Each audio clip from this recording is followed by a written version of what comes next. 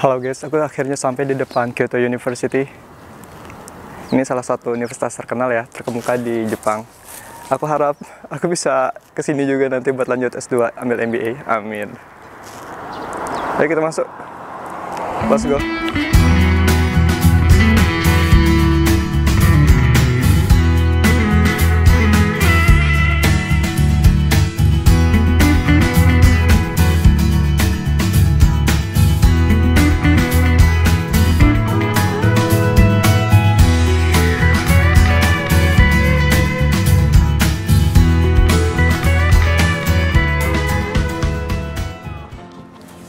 Halo guys, bagaimana kabarnya? Apakah teman-teman sudah memulai investasi, terutama investasi di reksadana? Kalau sudah, boleh dong tulis di komentar reksadana apa yang udah teman-teman miliki. Nah, sekarang aku mau share salah satu jenis investasi lagi yang mana ini requestan teman-teman nih di kolom komentar. Menurutku ini salah satu jenis investasi yang tidak kalah menariknya juga dengan reksadana.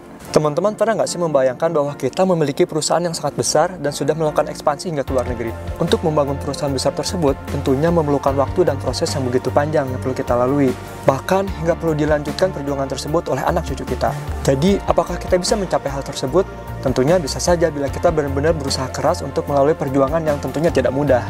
Namun jangan khawatir guys, sekarang kita bisa dengan mudah untuk menjadi pemilik sebuah perusahaan.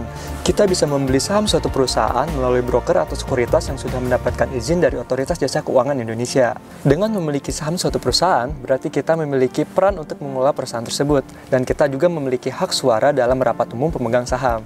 Saham suatu perusahaan dapat kita beli dengan harga per lembar saham, di mana di Indonesia sendiri minimal pembelian lembar saham adalah 100 lembar saham atau 1 lot. Oke, sekarang aku mau kasih salah satu contohnya deh. Misalkan teman-teman mau beli perusahaan Indofood Sukses Makmur Tbk. Nah, harga satu lembarnya saat ini yaitu Rp6.475. Jadi, teman-teman harus membeli 1 lot saham atau 100 lembar saham Indofood seharga Rp647.500. Jadi, banyaknya lembar saham yang kita miliki di suatu perusahaan menentukan kekuatan hak suara kita dalam RUPS tersebut atau Rapat Umum Pemegang Saham. Sampai sini, apakah teman-teman sudah mulai tertarik untuk memiliki saham suatu perusahaan? Nah, sekarang aku mau kasih tahu apa aja sih keuntungan yang akan kita dapatkan sebagai pemilik saham atau investasi di saham. Jadi, ada 2 keuntungan yang akan kita dapatkan sebagai pemilik saham. Yang pertama yaitu capital gain. Capital gain ini adalah keuntungan di mana adanya kenaikan harga saham. Jadi teman-teman istilahnya seperti jual beli ya di sini. Pada saat teman-teman membeli saham harga rendah dan teman-teman menjual di harga yang sangat tinggi, berarti itu teman-teman akan mendapatkan keuntungan dari kenaikan harga tersebut. Jadi saran aku, pilih perusahaan yang benar-benar tingkat pertumbuhannya itu bagus juga ya guys dari tahun ke tahun. Yang kedua yaitu dividen, di mana ini adalah pembagian laba perusahaan kepada pemegang saham berdasarkan banyaknya jumlah saham yang kita miliki. Tentunya investasi saham ini bisa lebih menguntungkan dari investasi reksadana. Tapi perlu teman-teman ketahui bahwa tingkat risikonya pun lebih tinggi juga dari reksadana. Saran dariku, kita berinvestasi saham untuk jangka waktu yang panjang, dalam kurun waktu lebih dari 5 tahun. Nah, untuk pembelian saham sendiri, aku sarankan untuk melakukan metode dollar cost averaging, di mana kita melakukan sebuah tampung rutin saham dalam kurun waktu yang telah ditentukan. Misalkan teman-teman untuk membeli saham dalam waktu sebulan sekali atau seminggu sekali dan lain sebagainya itu tergantung teman-teman ya. Jadi pada saat harga saham turun, teman-teman beli. Pada saat harga saham naik, teman-teman beli juga. Jadi teman-teman akan mendapatkan keuntungan rata-rata yang lebih maksimal. Oke, sekarang bagaimana sih caranya kita mendaftar untuk dapat membeli saham? Apakah kita sebagai pemegang di Jepang bisa membeli saham di Indonesia? Caranya akan dijelaskan di video yang ini guys.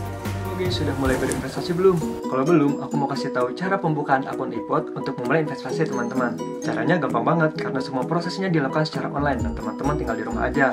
Teman-teman hanya perlu menyiapkan ektp, kertas, dan pena untuk melakukan tanda tangan. Kalau sudah download aplikasinya, teman-teman bisa klik registrasi, isi data sesuai identitas, foto selfie dengan KTP, foto tanda tangan, dan melakukan video call untuk persetujuan pembukaan rekening Indo Premier. Setelah semua proses pendaftaran selesai, teman-teman akan mendapatkan konfirmasi email dan akan dibuatkan rekening dana nasabah. Ayo berinvestasi di Indo Premier. Selain tampilannya menarik, terdapat berbagai macam fitur yang akan mendukung teman-teman dalam memulai investasi. Karena semua bisa investasi. Oke, mudah-mudahan video ini dapat membantu teman-teman ya dalam memulai investasi, terutama dalam investasi saham. Jadi sebenarnya itu tergantung teman-teman juga ya, apakah teman-teman lebih cocok di investasi reksadana saham atau investasi langsung di saham. Oh iya, untuk video selanjutnya, menurut teman-teman, kita perlu gak ya membahas investasi saham di Jepang? Kalau misalkan menurut teman-teman setuju, teman-teman bisa tulis di kolom komentar ya. Oke, untuk video kali ini dicukupkan dulu ya guys. See you in my next video. Let's invest, let's travel. Bye.